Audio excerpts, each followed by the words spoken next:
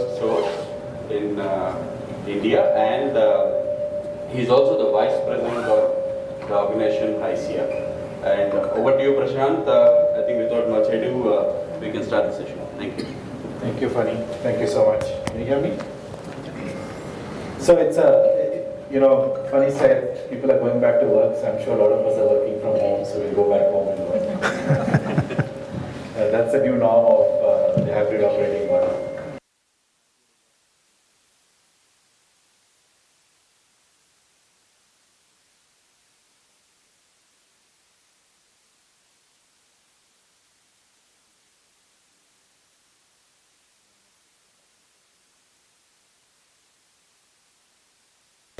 I could have a job, so who knows how things are going to shape up in short order.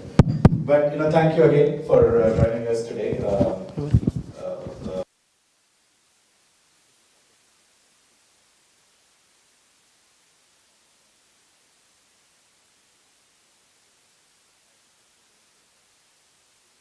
His role, his priorities, and what's he seeing as strengths, being a CIO of a large insurance organization.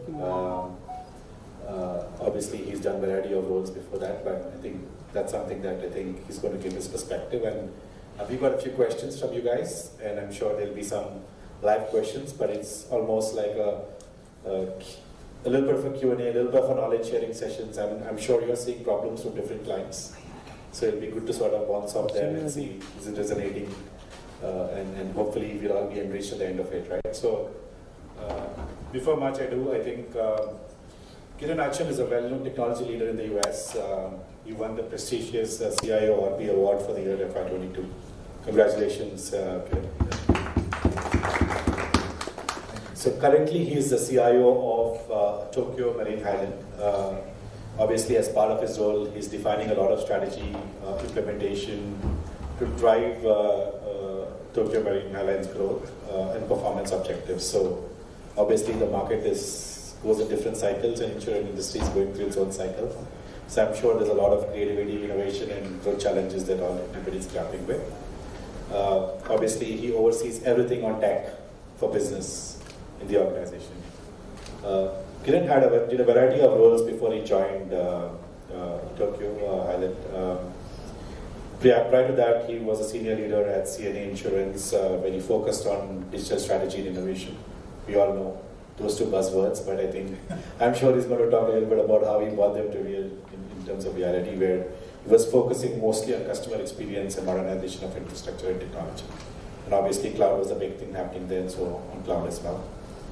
About 25 years of experience overall. I think Kiran started off his career with Deloitte Consulting, worked on a variety of industry disciplines, including healthcare, telecom, transportation, retail. So obviously over the last few years, he's been focused more on insurance, and I think it'll be difficult to get out of a domain once you're there, right? So that's where he is. And Kiran is obviously from Hyderabad, so it's great to have you back after several years. 2006, Kiran, when you last. So it's been several years of homecoming, obviously from core Hyderabad, hardcore Hyderabadi by nature, and he sort of did his master's in computer science from Northern Illinois University and holds an MBA from Chicago Booth School of Business. So great to have you, Kiran. Thank you. Over to you, and we'd like to hear from you a little bit. Sure. Rameshma. Thank you guys for coming to see me talk. It makes me feel important. I don't know if I'm that important, but like Prashant said, I'm a native Hyderabadi. I'm from Old City, Hyderabad. My family goes generations. There have been generations in Old City, Hyderabad, so I have deep roots in the city. I used to have deep roots in the city, but right now my family is pretty much in the U.S. There's not that much of our family left here, but that's why it took 16 years for me to come back. I actually did my engineering here. I went to College of Engineering, the campus. I don't know if it's still there or not. I can't recognize any of the landmarks in the city. It's funny in this. Yeah, the College of Engineering in the campus area. That's where I went. So, I went straight out of after my engineering. I went to the U.S. I don't know if people still do that, but back in the time when I was doing engineering, that was the thing to do. You did engineering, and then all your friends just took a plane and went to the U.S. to all the universities. So I've been in the U.S. for a long time. Like Prashant said, I started my career with Deloitte, but somewhere in there, I've been through various industries, various verticals. I was never concentrating on verticals per se. I mean, I don't know, when I was young, I wasn't really thinking about it as vertical as a career. And that's what technologists tend to do. They think about technology, how much more technology can I learn or I can try, rather than thinking about a vertical, right? Insurance was more an accident for me. So one of my bosses moved to CNA Insurance to head their enterprise architecture organization. And so I followed him. And that's how I ended up in insurance. And in almost 15, 16 years, I'm still in insurance. Nobody starts their career saying, I'm going to be in the insurance industry. Insurance industry actually is a pretty complex industry. So everybody's aware about insurance industry from their own experience with personal lines like auto, home insurance, life insurance.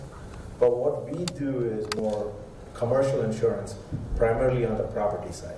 Tokyo Marine, our global company, which is based out of Tokyo, is primarily a property-based insurance. What that means is we don't do liability, like you got hit or something, workers' comp, that kind of stuff. We don't do those lines. We primarily do property damage. An example I would give you is we're in the specialty lines. So one of the examples I'll give you is, which will resonate a lot with you guys, is we do event insurance, large events. Like you have Bollywood stars coming in. I don't know if they buy it, but it's just an example that I'm using. To go to Dubai or something for a big show, right? The show buys an insurance. If it is legit, I guess. If it's not legit, probably not. They buy insurance. So my parent company, which is based in London, they sell event insurance. So when COVID-19 hit, all the events started getting canceled. So we took big losses, big time losses, because of all the event cancellations. So when events get canceled, well, there was a pandemic rider, right? There's a rider saying if there's a pandemic, that doesn't mean that we'll cover, but government's kind of forced. There was some kind of compromise. But that's the kind of insurance we do, specialty line, really specialty line. My particular company focuses on, we have a fine art line of business, which is like private art collection or museum collections. When we talk about private art collections, this is like we're talking about the Jeff Bezos of the world. We're not talking about the average Joe's painting from, right? So these are very high net worth individuals. We also do flood insurance. When we talk about flood insurances, it's more about what I call it is high net worth individuals. They have properties right by the beach or whatever. These are like high value properties that we kind of insure against flood damage from hurricanes and stuff, right? So those are the kind of lines that we kind of focus on. I kind of joined the company 4 years ago, and again, the insurance model, I'll spend a little bit so that it gets a context. So my company per se is what we call as an MGA. What that means is we are a captive underwriting unit for our parent company. So we do two kinds of business. Either we underwrite for our parent company, and the parent company is, so that's their paper, right? So when you underwrite means you need to have a paper whose name is on the paper. So the parent company's paper. Or we underwrite for somebody else, but my parent company reinsures that on the back end, right? So those are the arrangements that we do. So primarily, underwriting focused. So one of the big things, we talked about what are the big things that were kind of important for me when I got there. One of the first thing I got there is, first I wanted to kind of digitally transform, and digitization means a lot to different things to different people. To me, digitization meant that the end-to-end value chain is frictionless or less friction. It never will get totally frictionless. There's always going to be friction, but minimize the friction from the beginning of the value chain to the end of the value chain. When we talk about friction, is like manual processes, moving this paper to there, that kind of stuff, right? So kind of completely digitizing that value chain. That was my focus. But once I got in there, I realized that we didn't have any infrastructure, right? Now we're talking about basics. So instead of being on the 3rd floor, I was in the basement fixing the plumbing. So that took a good 2 years to fix the plumbing, get the firewalls, the security, and all of that in place. But it was good that we did that, because when 2020 hit, a lot of companies of our size were scrambling because deciding how to go remote. For us, it was just like a flip of a switch. But when we talk about the big digital priorities for us is the core system digitization. When we talk about core systems and different industries have different core systems. If you go to manufacturing, it's the supply chain, which is the core. For insurance, the core systems are 3: policy processing, billing, and claims. So if you get those 3, modernize those, and then you put the digitization channels on it, APIs or whatever it may be. That have been our focus areas for me. Now, is that all I've been doing? No, we've been dabbling with machine learning, we've been dabbling with AI, computer vision, all of those buzzwords you hear, we've been doing that. But my philosophy has always been, I'm a technologist at heart, but my philosophy has always been, what's the problem you're trying to solve, and then go find the tool. Don't come with a tool and say, what problem can I solve, right? That's why you hear all these buzzwords. I mean, one example is blockchain. Blockchain has been a technology looking for a problem to solve. Now, I think the time has come for it where it has found its place in Web 3.0, but for a long time it was looking for a problem to solve. It's a tool trying to find a problem to solve. So, that's a good overview, I think.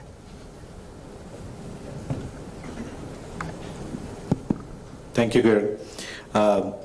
So the way we'll go ahead with this is we had a few questions. I'm going to read them out, and maybe we get some perspectives and from Kiran. And if anybody in the group has any thoughts to supplement that, please do, so that we can make the best use of the collective knowledge that everybody has here. So I think there was one question,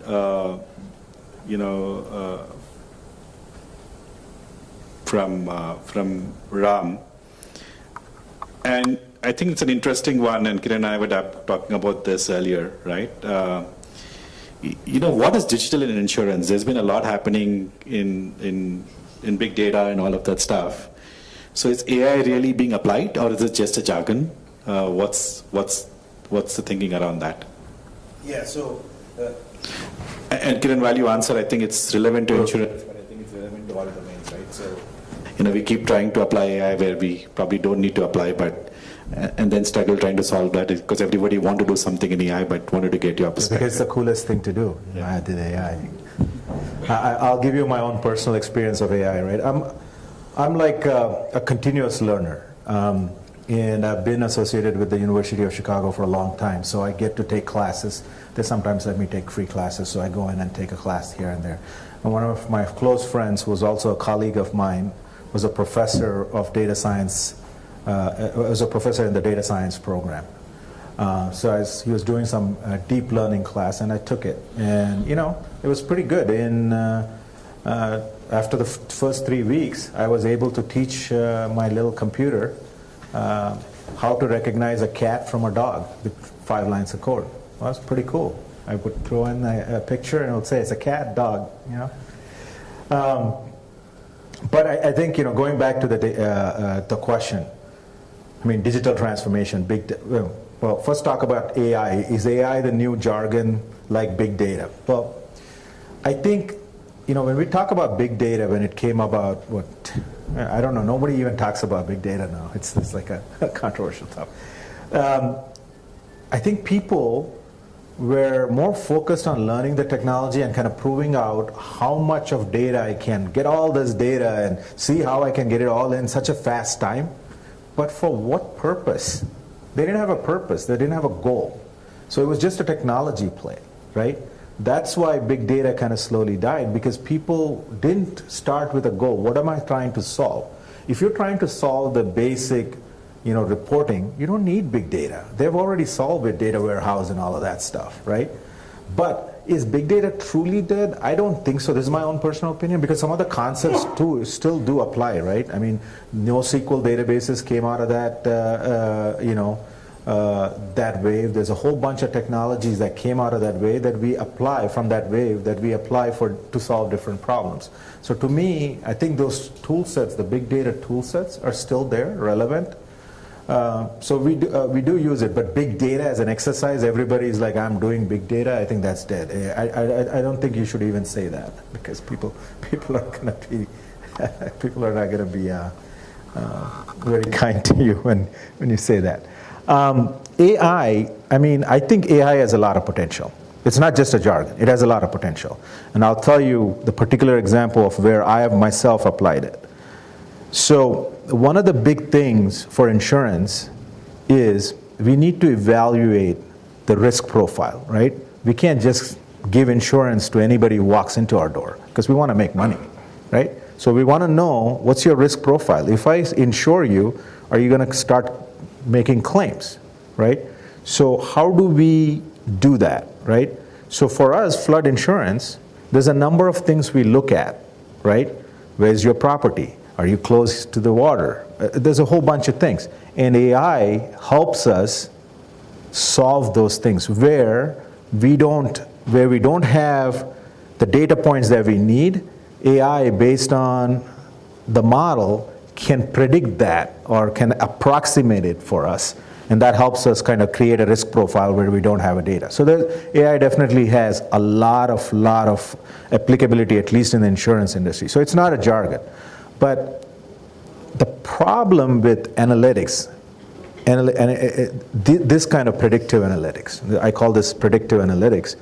The problem with this kind of predictive analytics is it's not the solution. The solution is a few lines of code. You know, there's so many algorithms there. You can try, you have Juniper Notebook or whatever those things are. You can try so many things, and you can change the algorithms pretty fast and see what the error margins are. But where the biggest challenge lies is, how do you get the data to kind of train your model? That's the biggest challenge.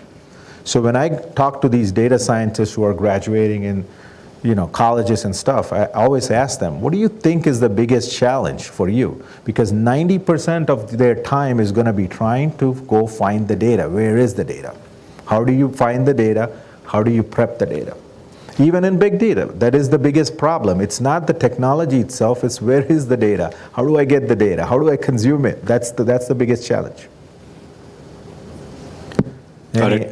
Any thoughts from people here in terms of examples? Ramesh, you've been driving a lot of innovation for a lot of companies, so. Can be loud. I'm sure the recording. You are loud. So, hi Kiran, I'm Ramesh. I'm a faculty at IIIT Hyderabad. I think data is the big, right? I mean, data is one key challenge, and also the problems at many levels. Like you rightly said, you can't start saying like I want to use ML. It should be the other way around. Right. There's a problem that needs ML to be solved. So understanding of the problems is something that is still emerging. It's not very, very clear what are the meaningful problems. But wherever we get in, I think data is a big challenge. Either availability in some cases, in many other cases there is data and it's just not made available for all kinds of reasons. Sometimes it is confidentiality and privacy, and other times it's just lack of understanding. Sure. So we work with a lot of, not on the insurance side so much, but healthcare and other areas where almost every research group in the country is, especially healthcare and mobility, two areas we see this happen often. Every research group in the country is collecting data. Right. Could be any of the like healthcare screening algorithms, could be diagnostics, could be any of those, and likewise mobility, autonomous driving, safety and such. None of them make it public. Right. And because nobody knows, so there are at least 10, 15, 20 top research groups in the country. All of them have data. Everybody is duplicating the effort that everybody else is doing. That's because they can't share. So I think some broader frameworks, I mean, we could do it from HICS side as well to see how, if in some form it can be facilitated, to make things more clearer to everybody in terms of when and how data could be shared, what are the conditions. So we have a big initiative at IIIT funded by Government of India to create data sets, public data sets. Till date, the only mobility data set on roads, anybody doing any work on road safety, autonomous driving and such, is something that came out of the effort. It's a collaboration between Intel, Government of Telangana and IIIT. So we've been on that path trying to make data sets public. So we'd love to see if there's something we can do. Insurance is one area where we haven't had the opportunity yet. We do work with some banks, but not so much insurance. Right. But this is a big problem. I mean, the data and the problem combination. Right. I mean, I mean, you kind of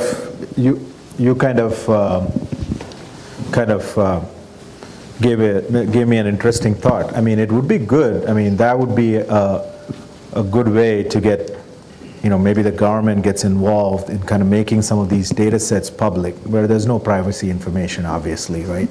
I think that would make it more freely available, because you can't always expect private entities, because it's always profit motive or whatever the reason is, or maybe some combination of it. I think that it's the same challenge in the US, right? I mean, so when we look at an insurance profile, we need, we look at hundreds of data points to create that profile.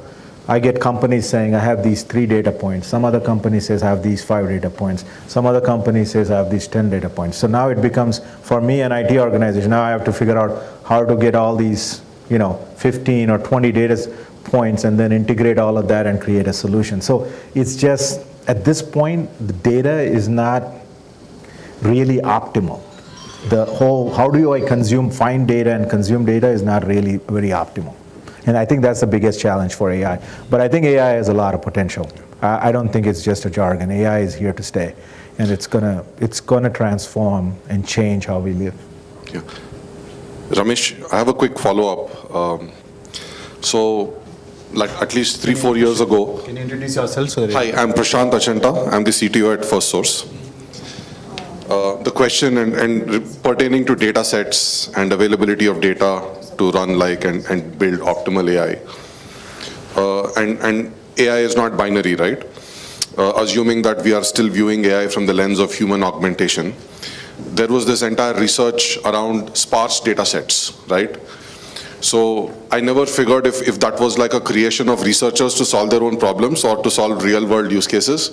But how is that panning out? Has that panned out with some good results, particularly with object detection? There was like some, decent, at least research-wise, good results, Ramesh. I mean, has it now come into mainstream or? I'm not personally aware of it, but I do know one aspect where there's a lot of work happening, the exact opposite of that. Use very large data sets and use kind of, GAN networks and such, and try to build models without annotation. So, but that on one side, so the exact opposite of sparse data sets. But the other side, which I see some work happening, is like, how do you train on high fidelity, high quality data sets, and then, but actually apply it on very low resolution data, like medical imaging, for instance. The training happens using very high quality images, but eventual detection should happen on a simple mobile phone with a low resolution image. So such work is happening. Sparse data sets, I'm not aware. I don't think anybody, at least in Triple-IT, is working on that. Okay. But our experience, right, for the larger group, and in my previous organization and right now at FirstSource, we work across the 3 spectrums, right? Digitization, which is taking the physical, converting it to digital, actual digital transformation, front to back, and then getting our feet wet with post-digital, right? And digitization is a big area where we leverage AI, visual AI, combination of visual AI and prediction algorithms, and the results have been great, right? So our focus is on mortgages and healthcare, and where we have structured data, we are like really killing it. Where we have unstructured data, we really struggle. So, but I think technology has come a long way, right? And what we've realized is like, leveraging AI with human augmentation and arriving at the right optimal, mechanism where we determine what AI should pick up, where the, human should kick in, right? So where do we do STP and, arrive at the right level of, false positives, where we assume that, false positives will be there, right? AI will be defective, right? How much tolerant the process can be. Right. So we view it from a process lens, and, that has enabled us to, win the buy-in of our business stakeholders and our customers, right? So that's one learning, that we have from our experience. Thanks, Prashant. So just to add, I think, he's not spoken in detail, but we probably work with 8 out of 10 Blues in the US, and we manage their claims life cycle. And the quality thresholds that they put to us is 99% quality of every claim that you processed. It's hundreds of forms, and about millions of forms, obviously, 6 to 8 pages of each form and 200 fields. And that has to come out with 99.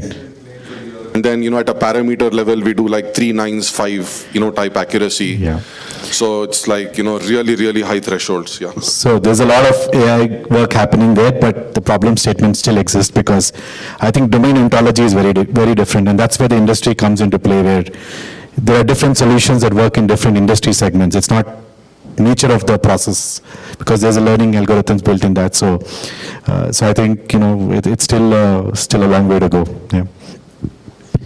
So, anybody else has a point? Otherwise, I wanted to go to.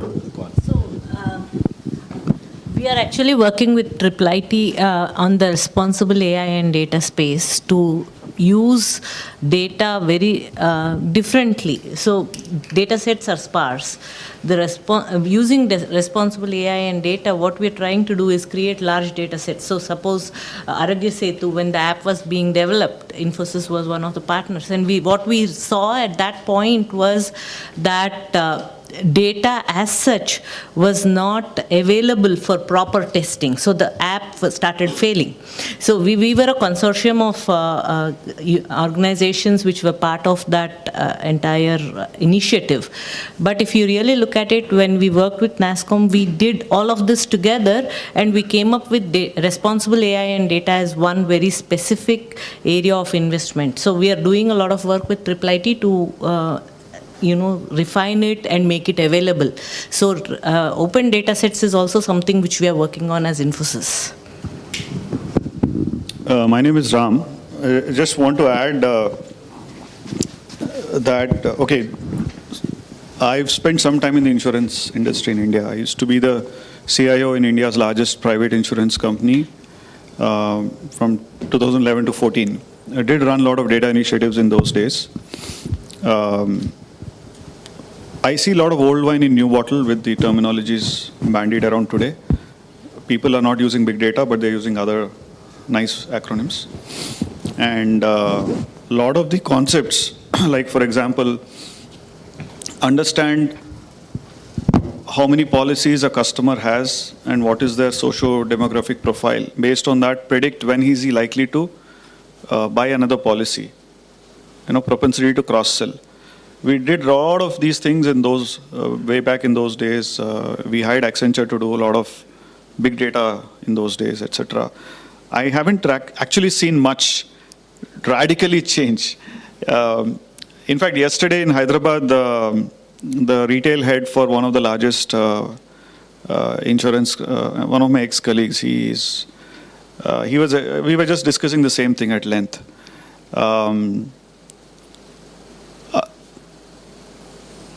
Concrete case studies where there is a big boost to the bottom line, it would be interesting to share. I'll tell from my own experience. For the last 6 years, I moved out from PNC industry in India. I moved to the lending space. I was with a large NBFC, and then I started off on my own 6 years back. So we do equity research and we deploy data sets, AI. So you talked about availability of data sets. So we have 22 years worth of balance sheet P&L data for almost all the listed companies in India. So we track thousands of data points. We built our own algorithms to identify good companies where you put some money, buy their stock, and what is the likely outcome over a 3-year CAGR standpoint. And we had fantastic results. But did I use AI in that? To very limited extent, just to figure out what parameters are more sensitive. But a lot of it is common sense driven. Life is not a random walk in the forest. So I would like to know, and there's one more point I wanted to share based on what I learn. So Uma and I, we are located closely to the IRDA here in Hyderabad. So IRDAI is the Insurance Regulatory and Development Authority of India. Since you mentioned insurance, Ramesh, it's got a new chairman now. he's hired 2 BITS Pilani computer science, data science graduates who work directly under him. And he's bringing a lot of change in the industry now. So in India, earlier, the threshold to start an insurance company was about 100 crores of net worth, around, let's say, $20-25 million. Now he's bringing it down to 10 crores for regional insurance companies, which can play in, let's say, a particular state. I'm told that even Andhra Pradesh government has applied for a GIC license. So there's a lot of action in India now with the new IRDA chairman and even the SEBI, our regulator, the industry that I'm primarily in now. She's also very, very strong on data APIs. There's a lot. I feel India is now, everybody talks about UPI, right? How UPI is miles ahead of even the US. But you're going to see that in account aggregation. There's a new framework we have called Account Aggregator Framework, wherein all your transactions will be available at the touch of a button. So we were talking to a dairy industry CEO just last week, and he was talking about how Jan Dhan has revolutionized the way they collect milk from 130,000 farmers in India. A lot of action, since you're working in I used to work in the US many years back and had a lot of exposure to leading P&C. Many of them were my clients when I was with Infosys. But would like to know concrete case studies where, you saw a big boost to the bottom line. So, I can't talk about, what other companies are doing because they wouldn't share with me what they're doing, right? But I can share with our own. I can't share all the details because it's kind of proprietary, but I'll give you the broad strokes of it. We used an AI model so there are certain parameters. So in the flood insurance business or in the catastrophic insurance, so it's earthquakes, fires, all of that, they use RMS. This is this big risk management tool. It runs models and tells you what your possible losses can be, right? We've used models, our proprietary AI models that we've developed, to give that RMS model additional data points on our risk, which then improved our RMS risk score, because the RMS risk score drives how much money we need to hold in the back end for claims, right? Because if the model is saying you're going to have next year $500 million of claims, you got to put $500 million of cash. It has to be there, available to pay. You can't put it invest as an investment arm, right? In the reinsurance space or pure P&C, right? We do reinsurance also. Our parent company primarily on the reinsurance side. Yeah. So that has allowed us to reduce our capital allocation, but significantly on the reinsurance side.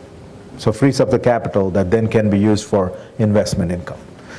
Primarily the way insurance companies make money is, one, on underwriting, right? So you pay a dollar of premium, you think about, maybe let's say 50 cents goes to claims.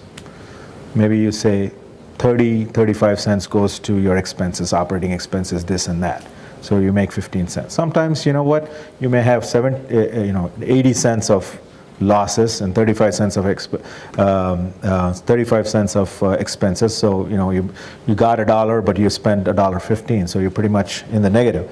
But you have these reserves that give you investment income. So if you are in the stock market, we can't invest in the stock market as it's highly regulated what insurance companies can invest with their reserves.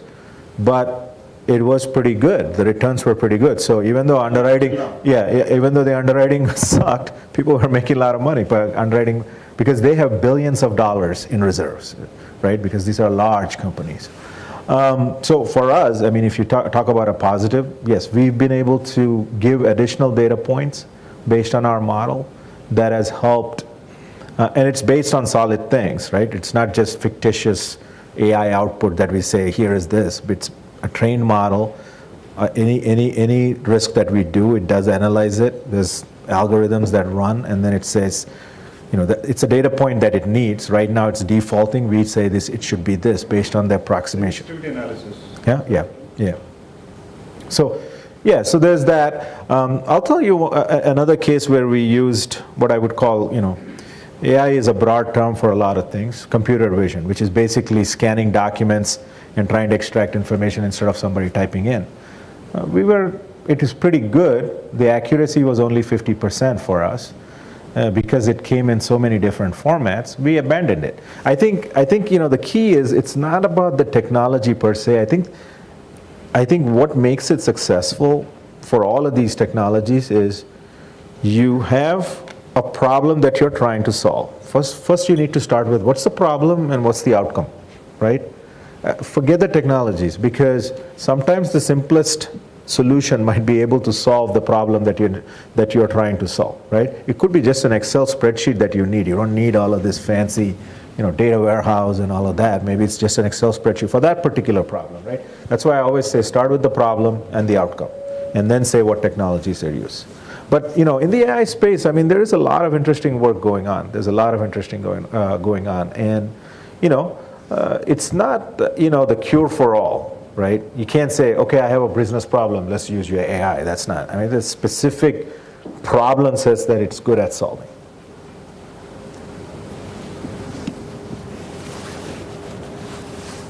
So we'll pivot to another question. I think it is another interesting one linked to AI. I think we had a few people ask this. So the question was, where do we see the NLP applicability in insurance industry, and what are some of the ideas that, are you experimenting anything? And I think we can open up some NLP related discussions across the spectrum and see if people have some good interesting use cases for NLP. So yeah, we're using NLP too, and it's been pretty interesting. It's still evolving for us, but the accuracy rates I've seen, I'm pretty amazed myself. I didn't expect that in the first, the way we do it is, let's do a 6 to 8 weeks little quick run and see what we get out of it. And based on that, the speed with which we were able to do some of the stuff was pretty impressive with the NLP algorithms that are available. But it's basically what happens is most of the insurance industry, and maybe in India it's also the same thing, is an indirect model. We don't talk to customers directly. We never talk to our customers directly. It's always an agent who brings the customer to us, right? Only time we may even interact with the customer is at the claims side. If they don't have claims, we never even talk to our insurer. So in there, so the agents, they're not all very disciplined. Sometimes it comes in a napkin and taken an iPhone picture and say, I need insurance, right? So that's where we've been using NLP and computer vision, and it has helped. It's not 100% accurate. Let me tell you, nothing is 100% accurate, but I'm pretty impressed with the text tract and all of that are available on the AWS stack. The things that it can do. It's pretty impressive. So, there's some value in there. Any examples from, go on. Hi, good morning. So my name is Sai. I work as the Global Chief Marketing Officer for the world's largest digital assurance company, Signity Technologies. We are a public limited company. We do work with large insurance companies in the US, some Fortune 50 actually. But on this subject, right, one of the previous organizations I worked, we actually built a proprietary multi-pronged NLP engine, just like 3 forms of NLP, a domain ontology thing that you spoke about, an entity extraction with high resolution accuracy, and a semantic model. So our NLP engine, just a company called Core AI, which is a Gartner MQ leader now, ranks top in terms of the accuracy, particularly for some of the largest insurance companies, likes of PNC and things like. So what we found is when we build domain-specific virtual assistants, right, which are actually live on many of these insurance companies, the proprietary NLP comes much ahead in terms of understanding. And this was the peak user satisfaction went during COVID. because everything went online and remote. So that's the first thing. At Signity, the current organization, we acquired recently an AI company in Hyderabad. It has a proprietary active learning-based computer vision platform. One of the use cases we are there actually doing is for an auto insurance company. So we're sort of looking at imagery, driver parameters, accident rates, and then merge that with the live policy extraction documents. So these are two things. The third thing is production ML models. While at sandbox level, ML models are very different, and when you apply for production, it could be recommendations engines or hyper-personalized insurance delivery. Right. We are actually working on a use case where we're validating those ML models. So these are three places where we are seeing AI, NLP, virtual assistants, extraction, and computer vision all being interwoven in an insurance domain. So Yeah. that's our experience. Yeah, I mean, I'll tell you, I mean, these things are all, I mean, there's applicability to all of these technologies, and, you know, different people are trying different things. So I don't necessarily think some of these are hypes. There's actual use cases that are being solved. But at the same time, right, I would say if you don't have a use case that needs that kind of technology, that doesn't mean that you're falling behind. It's just, I don't think an organization is more sophisticated because they have developed an NLP bot, or is less sophisticated if they haven't, right? It depends on, do you have that problem? If you don't have that problem, yeah, don't solve it. Don't use NLP. Ramesh, any cool stuff happening in your labs on NLP? Yeah, there is. Anything that you can disclose? I mean, we are an academic institution, so we're an open book, right? So there's, I don't know about cool stuff, but there is a lot of stuff happening, especially in terms of understanding, with document understanding, summarization, or any other form of natural language understanding. A lot of work happening in that area. Still, unlike other forms of, even computer vision is fairly more evolved than language tech is. Yeah. You can't make sense out of languages anywhere nearly as well as you can make sense out of images today. So it's still very much evolving. And you can make out from if you look at any of the major brand, their customer support chatbots are still using kind of rule-based, because I don't think the AI ones are that accurate, so they don't take any chances. That's the only reason. Not that they don't understand the technology, not that they don't dabble in the technology. I'm sure they do. They haven't put it up out there in the front because they're still not confident it works that well. So most chatbots today are like very, very semantic, rule-based chatbots. So on that side, there's a lot of work happening. A lot of work happening on emotions. Sentiment, emotion. We've done for a company about a couple of years back. All they wanted was, it's plugging into the call center software. Inline, as the call is happening, they just wanted to detect anger. Anger from the agent side or anger from the customer side.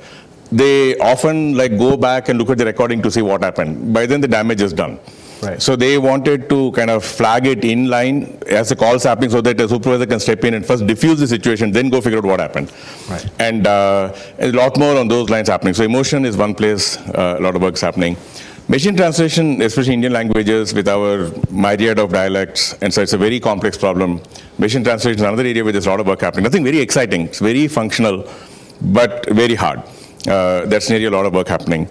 So a lot of it is to do with this semantics, information extraction, large documents.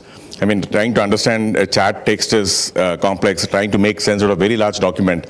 So that's another place where large amounts of text, how do you, without having domain models, how do you make sense out of documents without needing to do too much work? So a lot of work happening in that. So it's one of the strongest research groups in the country for language tech. So a lot of stuff happening. Yeah. I think NLP is more mature of all the, NLP and computer vision are more mature because I think they've been there longer. So when I think about AI, there's a whole set of toolkits that are NLP, computer vision, there's a whole bunch of things that come, but these two are kind of a mature tracks of technology in there. If I could, Prashant, just add to that, right? So that research perspective. So one problem that we faced at First Source is, we serve about 400 customers. We have about 15,000 agents, right? And when we have those customer conversations, one part is like Ramesh called out, right? The entire sentiment analysis, near real time, right? That is one aspect. The other aspect is, we track our NPS scores, right? And, for the simplest of reasons, we might miss and, not deliver the customer impact that is needed, right? Intent identification, right? So those two aspects, are easy aspects, and with the democratization of AI, even the APIs that the cloud providers like from even Azure, right? Forget the AWS and Google, they work like fantastically, right? And there's a lot of involvement from business also in the entire process in terms of identifying intents. So the maturity has reached at a certain level that, in a lot of cases, we are starting to deploy these with great, fantastic results. Yeah.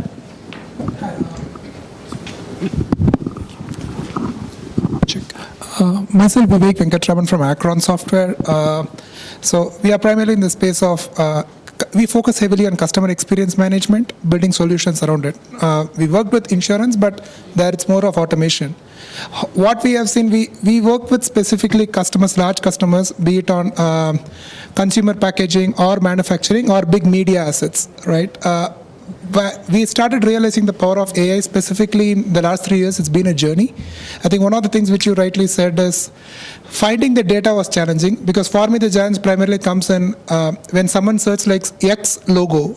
Let's say you get every assets which has got X logo. There is more data and everything. The point of search in itself gets diminished. Now you can extrapolate this even to all the way to downstream publishing.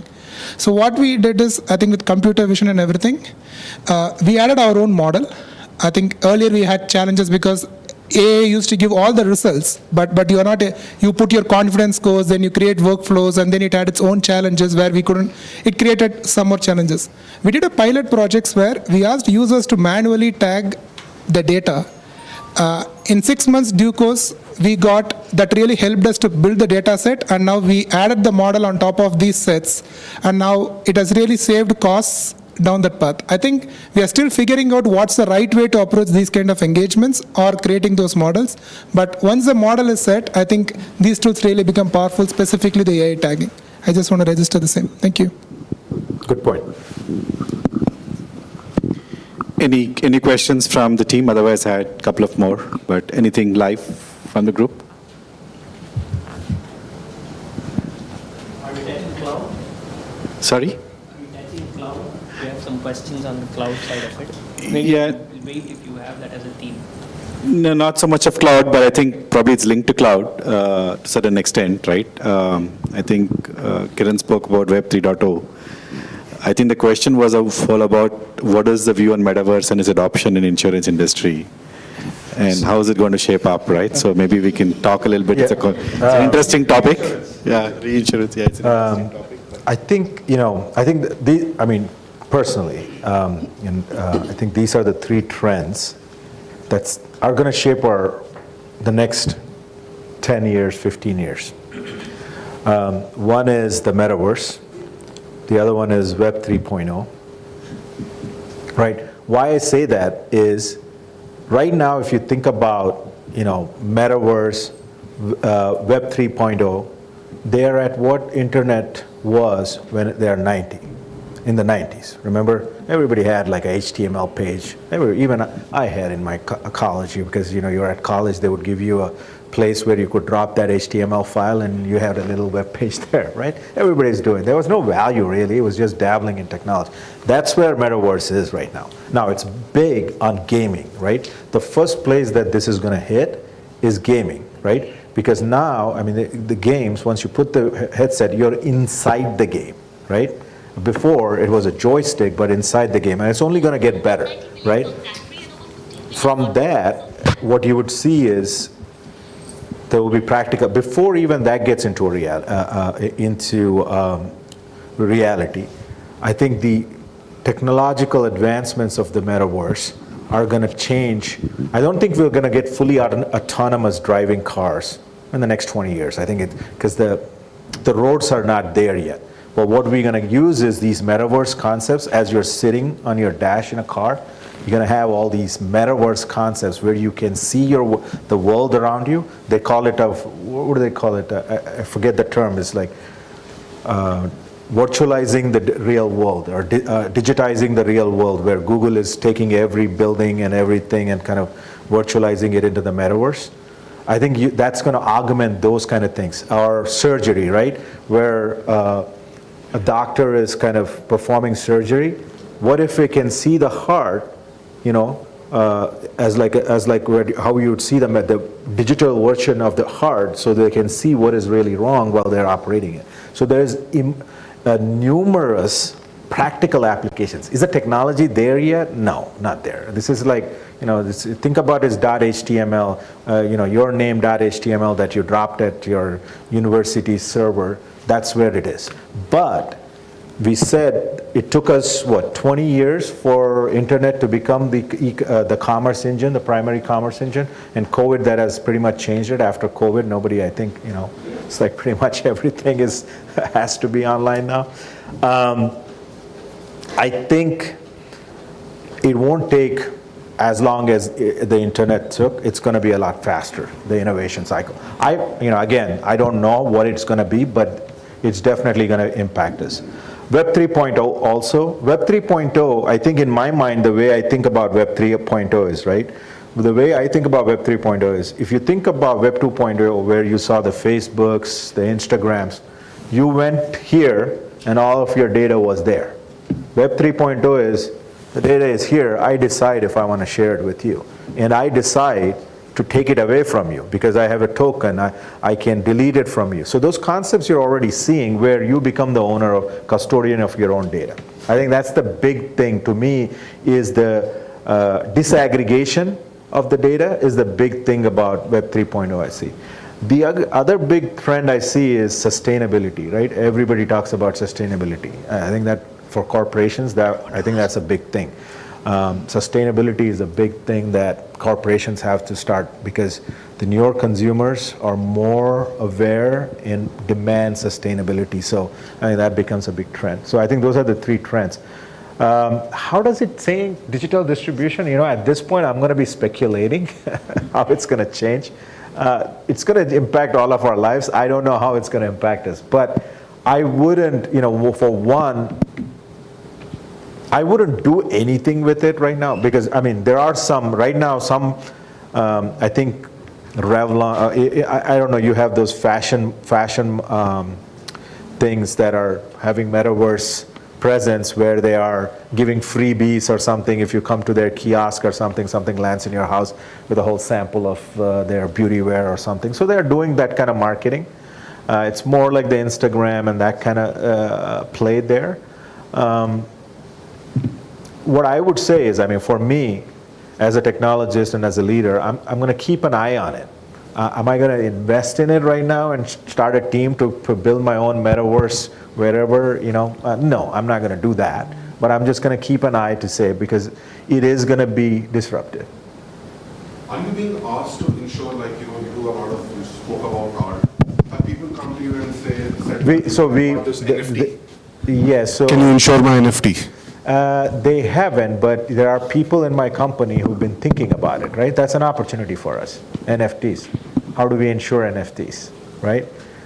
Even in the virtual metaverse, right? You have a beachside property. Maybe I can sell you metaverse insurance. But it's still cheap, so, you know, you won't get into that space. I was trying to buy a piece of Eiffel Tower, so maybe. Yeah, that's what I'm saying. I mean, yeah.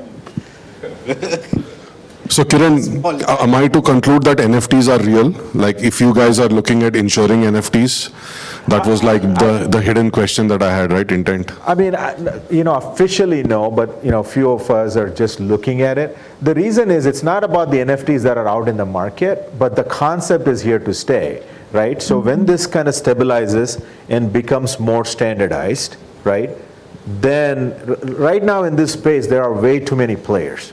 Every day one new player starts, right? At some point, it's going to collapse into certain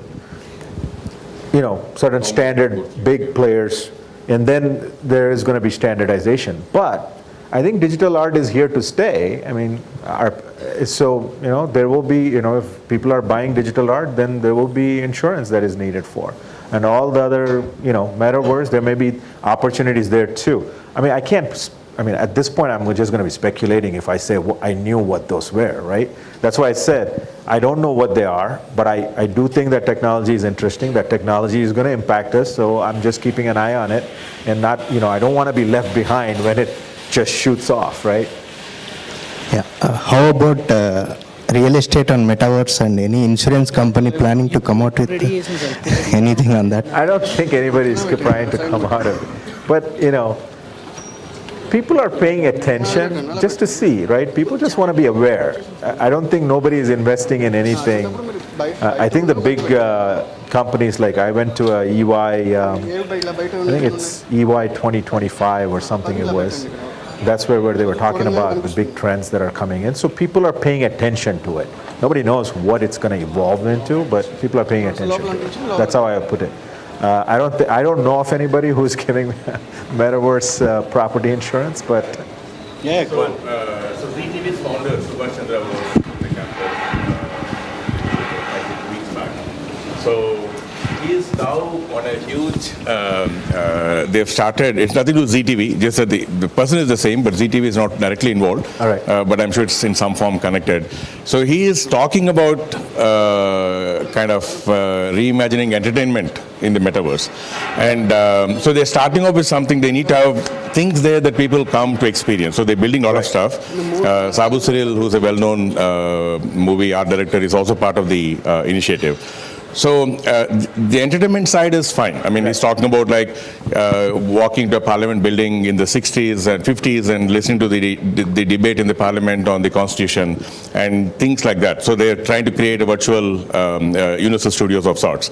But one thing he talked about is that in that whole metaverse, they want to have a lot of space where people can come buy the land, and there's a mechanism to build stuff. There's a mechanism to have people come. I mean, the ones that come into the metaverse come to experience whatever they've built, right, and then monetize it. So that was interesting. So he said what he was saying was like he also doesn't know how this will shape up. He knows what they are building, the experiences they are building. He knows very well. But he says he also the vision for that is to let others come and build their own stuff. And he said there's going to be a mechanism on how things can be built. You get permits, you pay for it, you pay taxes, all kinds of stuff. So it's a very interesting world that they're trying to create, and putting a lot of money behind it. Yeah. The elementary version was secondlife.com. Yeah. I mean, Second Life was a little too early for its time, right? The thing is, I mean, even if metaverse doesn't materialize, right? The application, like where Google virtualizing the real world, so virtualizing a human body, right? If you go to a hospital, it virtualized, so it has all these parts. I mean, there's so many applicabilities, at least in medicine I can see, right? Surgery becomes a lot more easier. And so there are some practical applications from those technological advancements that I can see that are going to be applied. Technology per se, if you really think about it, even though the technology themselves, I mean, even AI, for what that matter, when I was in engineering school here, we were talking about, we didn't call it AI. What did we call it at that? Neural networks is what we called it. I mean, you know what? We didn't have the computing power, right? I mean, I have more computing power than the wax machine that the Osmania University had back in it was like this 2-story high. This has got more processing power than that one, right? So right now, the things that are going in the direction that will help this is processing power is cheaper and is getting more and more. Quantum computing is coming on the horizon. So there's a whole bunch of things that are there in the horizon that allow this technology to kind of be disruptive. This is interesting. I think there'll be tons of questions on this, but obviously in this group we have people from the industry, academy. I think Ramesh sort of runs it. Obviously we have a lot of small and medium organizations as well, Kiran, right? So investment appetite is not as much as what large companies can throw. Looking at present forward, right, where we are today and what the future is going to be, if they have to prioritize and focus on areas that'll make them win. And obviously the key is to start creating more of those smaller companies that can scale and grow and create a vibrant ecosystem in the geography, right? So any areas, either technology-wise or more specific to insurance, that you think they should start investing in? I think one of the things I would say is I wouldn't necessarily talk about technologies per se because it depends on the problem domain. What works for me may not work for you. I think in this day and age, you have to digitize the entire value chain. You need to remove the friction out of it, because if you have friction, people are not going to come to do the business. If I can't get, my policy document right there, then in an electronic format in a phone because I'm at the airport and I need to show somebody, or I'm at some place I need to show proof of insurance or whatever. If they can't do that, you're going to lose that customer, right? So those are table stakes. So I think lots of large companies are not there yet. So most of the focus now has been kind of digitizing that value chain, right? Large companies they're kind of doing, insurance has always been laggards, and they can be, because the thing is, insurance is mandated by regulation. You don't have any luxury of saying, I choose not to have insurance, but you have to have insurance, right? So that kind of drives, so there's a fixed customer base that's always there, right? And then there's a few large companies they can move around, but there's not that much space in there. I think that's the focus that most companies are doing. I think the next thing I would look at is definitely, I would say, I hate to use the word artificial intelligence, but I would look at the toolkit, right? I mean, there may be, start with some problems and see if any of these these new technologies can help you solve that. The speed with which, if you have the right problem, the speed with which they solve is so huge. Somebody said cloud. Yeah, cloud is, these days nobody is going and buying a server, driving to the data center, jacking it, racking it. Nobody's doing that, right? So cloud is given. I think it's not even a conversation. If you say, yeah, go ahead. I just want to chime in there. My cloud is a given. The thought process was, I still wanted to ask, as a CIO of a large insurance company, what part of data that you put in a public cloud and what is that you're actually still keeping inside? So that is where the question was. All of my data is in the cloud. Right. So you've reached a stage where you've completely moved on inhibition, right? That's because we do still have conversations when we talk. People still have that inhibition. Or can I, So I would qualify that large insurance company. My parent company is the large insurance company. I don't necessarily make decisions for my own little organization that I have. All of our data is in the cloud. My whole data and analytics pipeline is in the cloud. That's precisely the point. The larger the size of the enterprise that we are talking to, the periphery of cloud is different. That is what I wanted to bring up, because smaller ones are more bold. They want to put everything. You are a forward-looking CIO, so you put everything. But we still go meet someone who will say that I have these inhibitions. Yeah, that may not be. That will be true. I'm not saying that's true. For me, given what I have from my, when you look at, before you start, right, what do you have, right? You look at your strengths. Given what I have from a team perspective, size perspective, budget perspective, it makes more sense for me to get to the cloud because it frees up my resources to do some more value add stuff. That's how I look at it. To me, cloud gives me speed, cloud gives me agility, and I can spin up an environment, scratch an environment, not worry about it, right? So it gives me that. So because for me, speed and agility and deciding if I'm meeting the outcome or not is more important than, privacy and all of that. It's not, don't get me wrong, we have locked it down, right? We have locked it down, our cloud infrastructure.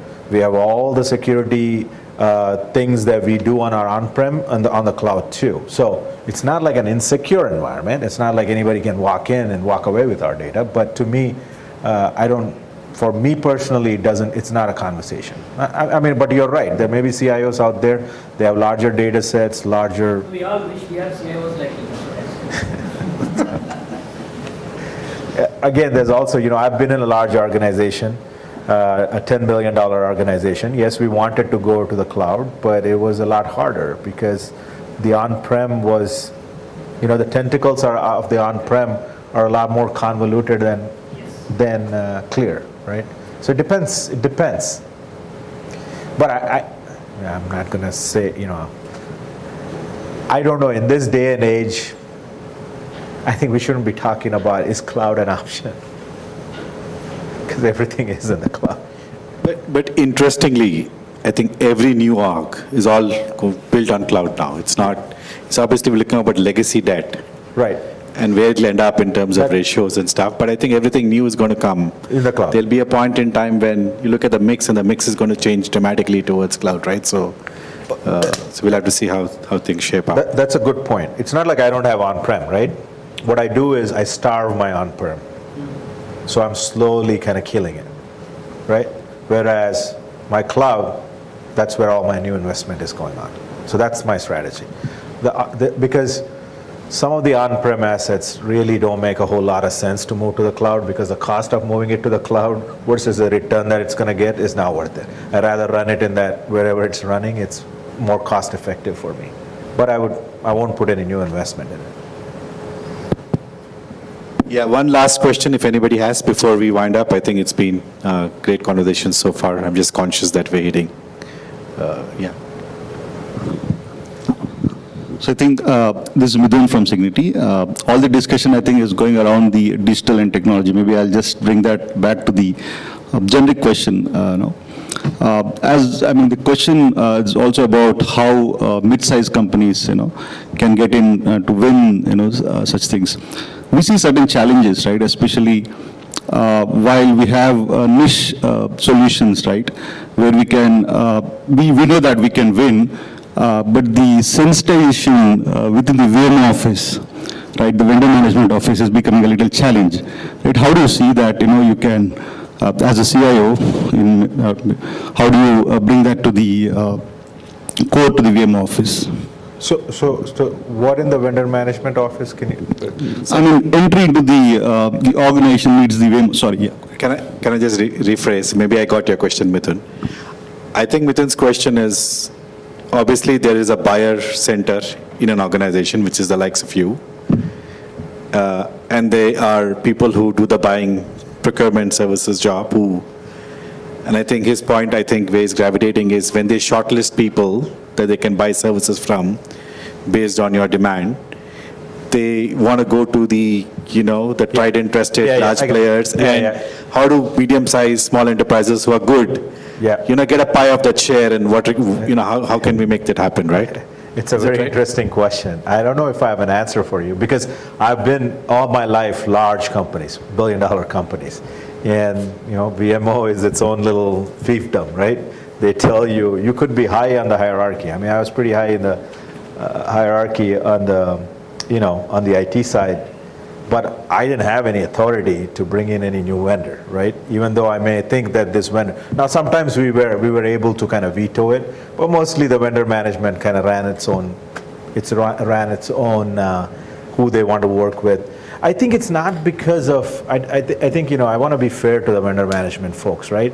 It's not because they don't want you to work with, they want to control, because it's the amount of contracts, amount of monitoring, amount of all of that due diligence that they do, they want to control that, which is why they kind of narrow it down to a certain set of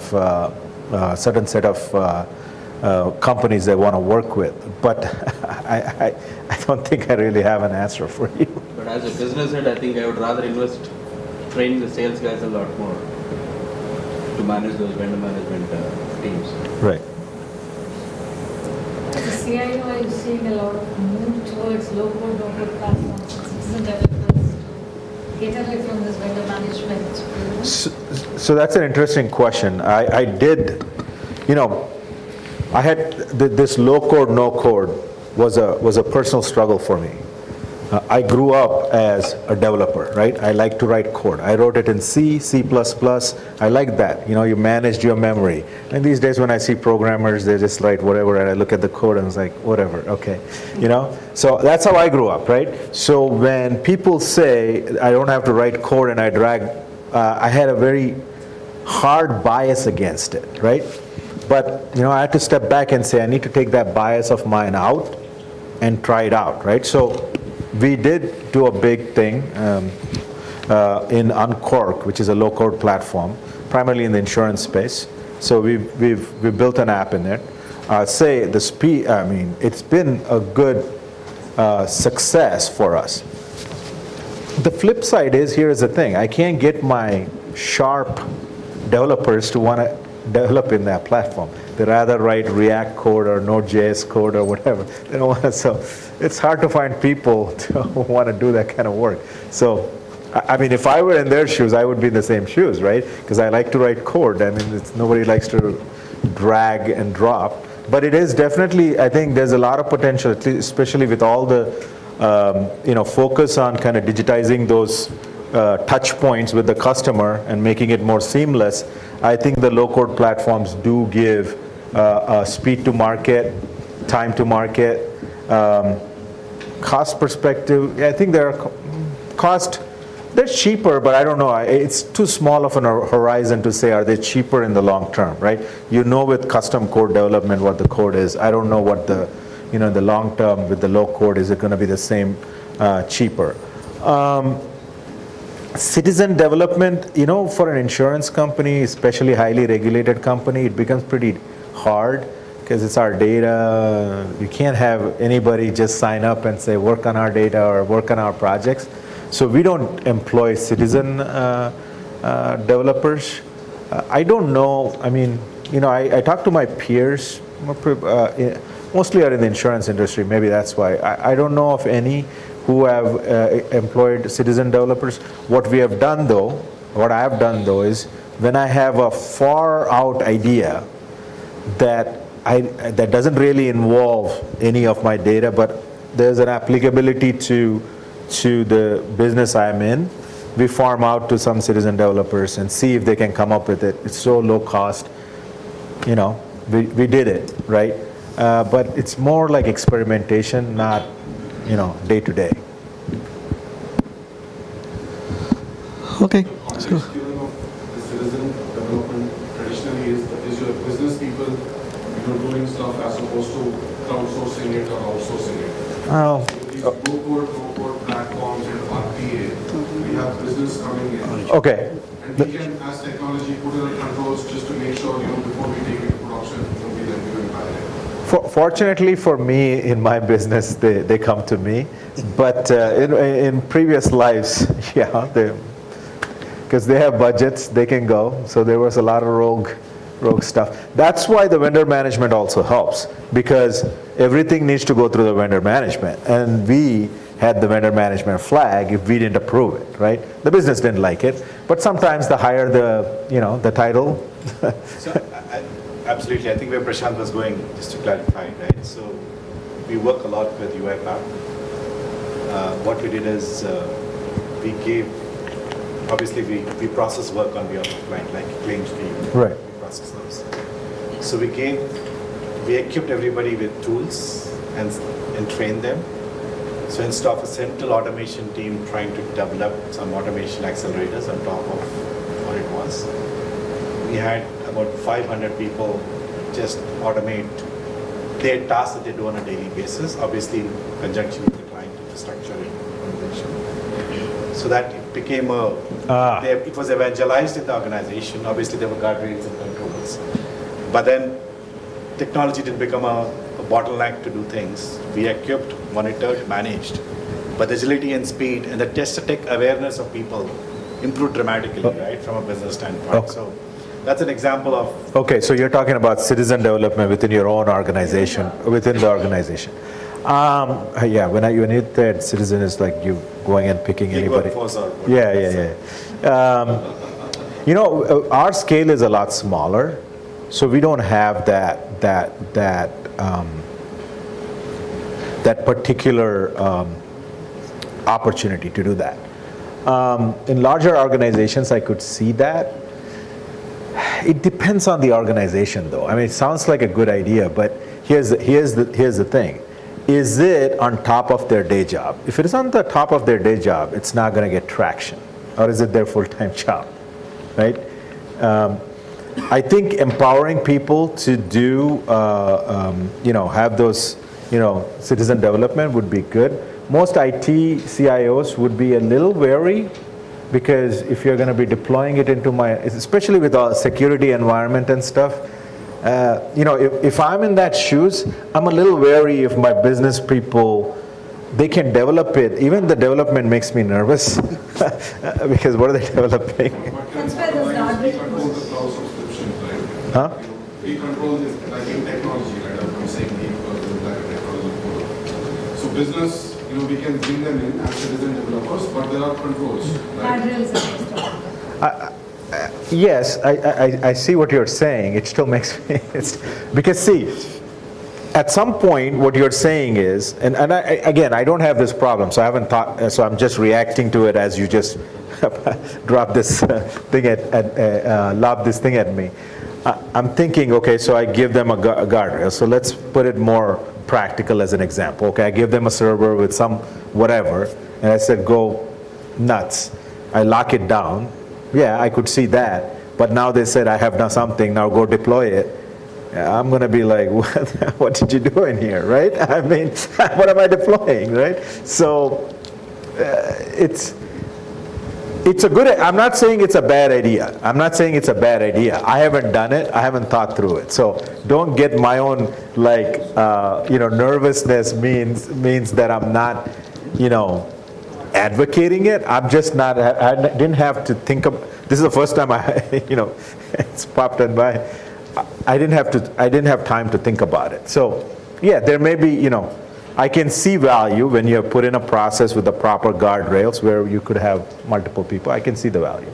Particularly for a specialty lens insurer where rolling out products faster is a great value to your business. That's probably an option that you could try where your underwriters and actuaries can put together. Actuaries are always dangerous because they think they're the smartest people. So I don't know if I want the actuaries anywhere.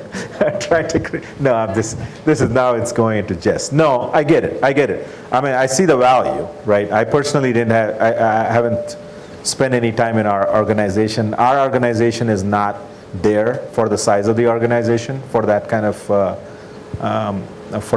an exercise. But I could see value in larger organizations. Lovely. I think we are over time, but before we end up, I think I'd like to thank Kiran for frank conversations. I think we had some interesting debates, discussions across the spectrum. Hopefully, the team picked up a few things from us, and at least I know you picked up one from us about citizen development. Yes. So I think it's good. I will go talk to my business leader and say, hey, I want you to start developing. Yeah. No, I'm just kidding. Some of us can help you to say what not to do there. So the key is to know what not to do and what rather than what to do. But thank you for making time. I think thanks everybody for making time to participate in this conversation. We had Manisha join in. She's the president for HICIA, which is a eminent industry body, and she also manages one of the large campuses for Infosys in Hyderabad. Manisha, if you could hand over the memento to Kiran, it'll be brilliant. Yeah, small token of our appreciation. Oh, thank you, guys.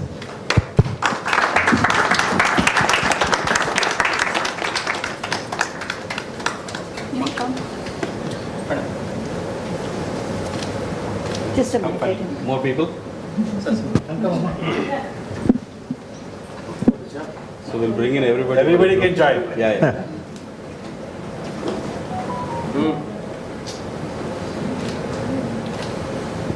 Come on.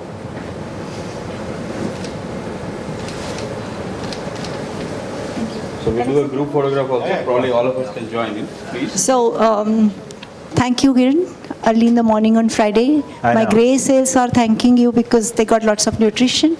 And I didn't know that I should be very respectful of Prashant because he owns Eiffel Tower. Not yet. He's been scoping it. Yes, that's a very interesting conversation. And the most important thing was that it was not a one-way conversation. Even the audience was very active, sharing lots of things. It was very interesting. Thank you for that. Earlier this month, I was having lunch with one of the large bankers in Australia, and she asked me about open banking in India. And I did not answer her question. I said, wait. And I opened one of the apps and said, I'm paying my credit card bill. Okay, and within few seconds, I paid credit card bill, told her it's from one bank to another, and this is an app which did it. After that, she didn't ask me anything about India, because she understood, she got it right that we are ahead of curve. We are actually torchbearers of many of the new initiatives or new things which are coming up. And HYSIA, being the representative of IT organizations in Hyderabad, we have almost 70% of the IT fraternity as our members. So we play a major role in representing the IT fraternity, and what we want to do is not just represent them, but work with government and the IT industry to shape future of Hyderabad IT. And this kind of futuristic conversations, this kind of very interesting knowledge sharing sessions will become a norm. And we would like to know from you, what are the topics which interest you? What is it that we should bring for you, which will give you more insights, more conversation points, more strength, more planning for future.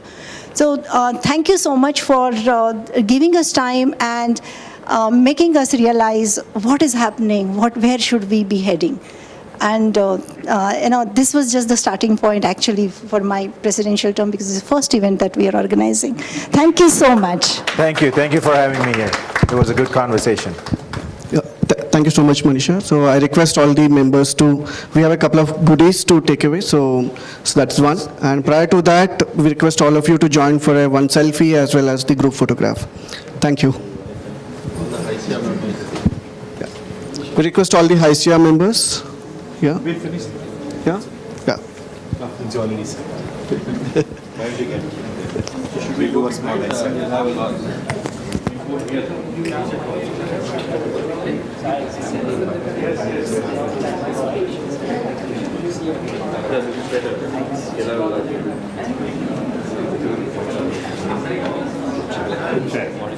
Maybe we'll see each other in the metaverse.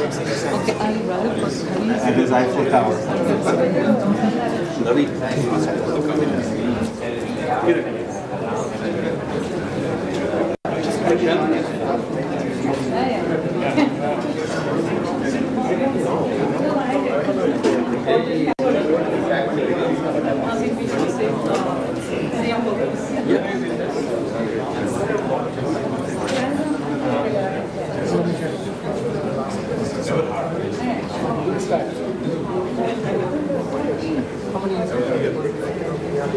Please join us for the photo, please. Please come here.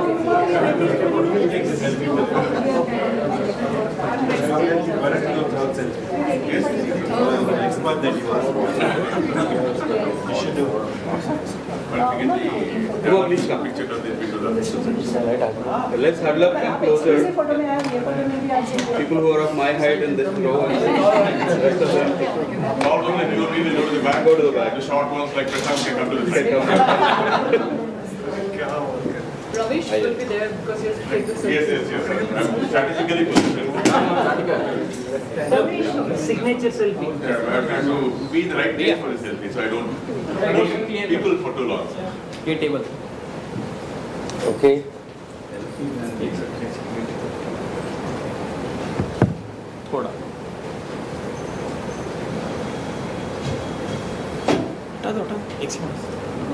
First. Look at the camera.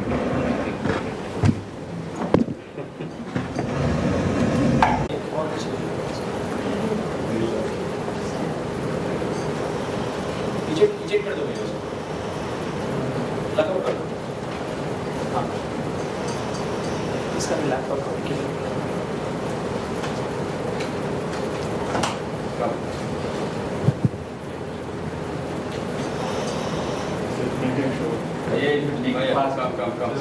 Office come. Okay, everyone here. When you're anticipating your At least here, everyone.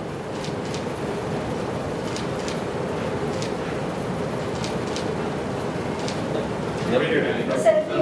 Yes.